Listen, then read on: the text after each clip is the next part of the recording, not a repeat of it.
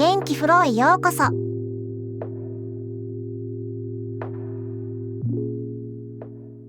Welcome back to 元気フロー. This is episode 50. Last episode you learned how sensations work in Japanese. Sound, smell, taste and physical feeling all expressed through がする. The sensation itself was the subject. The world arrived at you. Today we add a different kind of tool, not about perception but about time, specifically the language of sequence. After this, then that. Think about how often you order events in daily life. After work, I do this. After dinner, I do that. After the meeting, we can talk. That is the grammar we are building today. The pattern is called のあとで, and the shape is simple. You start with a noun, the first event. Then you add の to connect it to then 後で, then the main clause, what happens after. So the structure in sequence is your noun first, then の then 後で, then the action that follows. Now a linguistics moment, because this word has a really interesting origin. The core of this pattern is the word 後. That kanji means behind or back. You see that same kanji 後 in the word for behind you 後ろ or in the back of something. It is a spatial word, a place word. Japanese uses this spatial metaphor for time. When you say の後で, you are literally saying in the position behind this event. You step past event 1, and you are now standing in the space behind it, and that is where event 2 happens.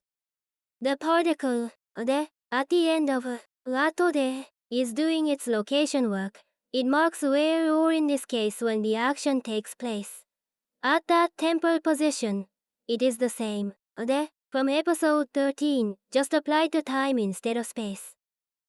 Let's build our first example. The word 食事 means a meal, and 散歩します means to take a walk.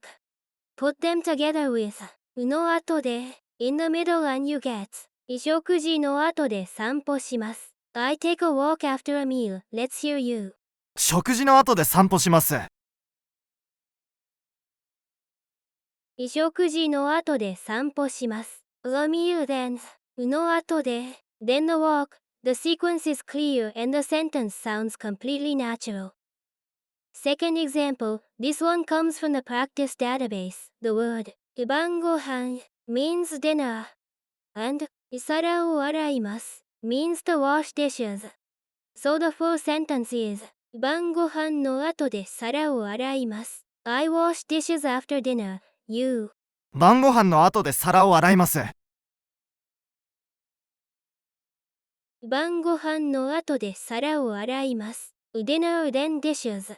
In the kanji version of this sentence, 後 is written with a character, but it reads exactly the same. 後 Third example, the word 仕事 means work, and ビールを飲みます means to drink a beer. Put them together. 仕事の後でビールを飲みます. I drink beer after work. You. 仕事の後でビールを飲みます。仕事の後でビールを飲みます. After work beer is very universal. Now there is a second variant of this pattern worth knowing. So far we have put a noun before の後で. You can also use a verb. When you do, you use the plain past form of the verb, what you might call the ta form, and then you drop の and just add 後で directly. So for example, 食べた means ate.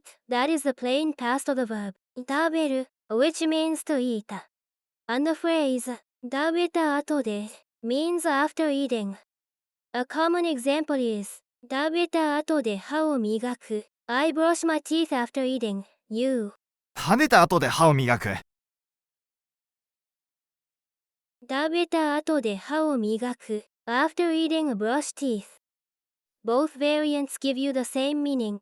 Today's focus is the noun pattern, but it is good to recognize the verb version when you hear it.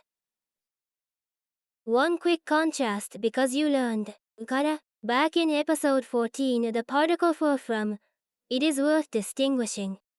から is about where something starts, the departure point. のあとで is about what comes after something finishes, the arrival in the next position. から marks the beginning. のあとで marks the space on the other side of the ending. They both deal with time, but from different angles. Now your turn to produce. Here is the scene. It is evening, you have just finished dinner, you are tired. What do you do next? You sleep.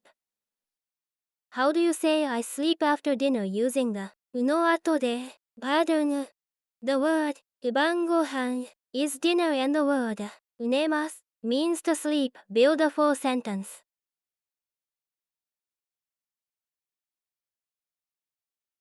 晩ご飯の後で寝ます。晩ご飯の後で寝ます。I sleep after dinner. の後で sleep. The sequence lands right where it should. Let's recap the pattern. の後で takes a noun and places the main action in the temporal position behind it.